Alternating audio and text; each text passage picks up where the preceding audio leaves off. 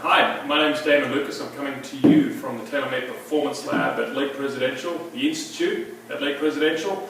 I'm going to talk a little bit about the orange whip and the orange peel. I've been fortunate enough to have these two training aids for a few months and have had the ability to work with plenty of students utilizing these two training aids. With the higher handicappers, the orange peel especially is terrific at teaching people balance and where their feet should be during the golf swing. You get a lot of high handicappers especially who slide to their hips to the right and they get into a reverse pivot, or the downswing they slide too far to the left, and so utilizing either standing high with the right foot and working your body around that helps to learn to load the right side and make a good rotation of the chest and shoulders in the backswing. You might move forward and stand on the left side and learn to sort of work into a more braced and solid and stable left side. So the higher handicappers, that's the front view. The down the line view, you can stand ball above your feet.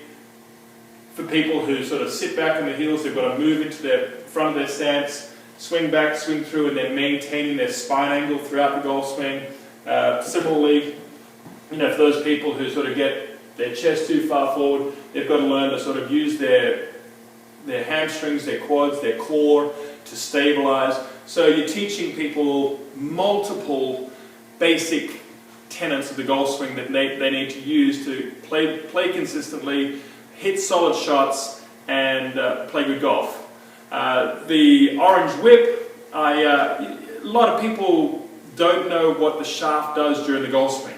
There's a sense that the club head moves away first and you get to the top of the swing, and then they try to sort of hit cast from the top, or they try to drag the club through the impact area. That causes some problems in terms of squaring the club face up or swinging on a good path. So this training aid teaches you when the shaft bends during the golf swing, which way it bends, and how to utilize those sort of things, simply through a really good sense of feel, kinesthetic training.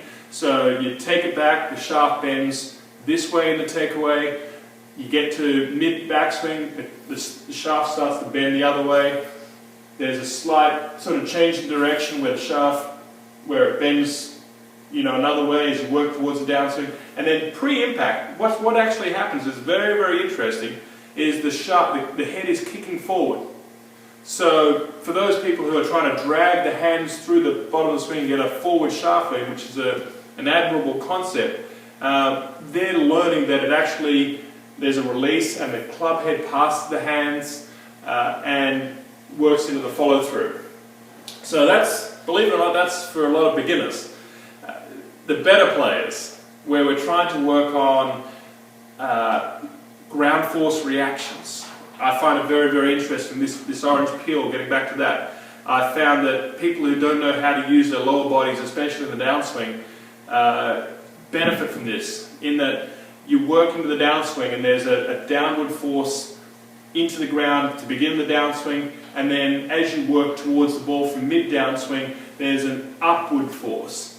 Now it's an upward force from the left leg, a straight upward force, and then there's a little bit of a diagonal force from the right side.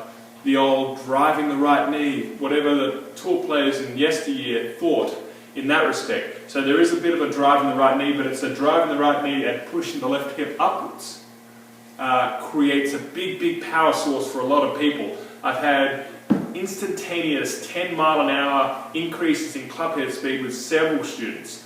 And they take it away, they go work on it, and hopefully they gain another 5 or 10 miles an hour, depending on where they're starting from. I don't expect a tour player who's swinging at 120 miles an hour to go to 135, but 90 miles an hour up to 105 miles an hour is a really, really fun increase in club head speed for a lot of amateurs, and can take them from that 230, 240, way up into the 280, 290, maybe even 300 range. And there are a lot of people out there who would really enjoy hitting at 300 yards. So hopefully that's some concepts that, as I said, these training aids really help to enhance, provide, and teach.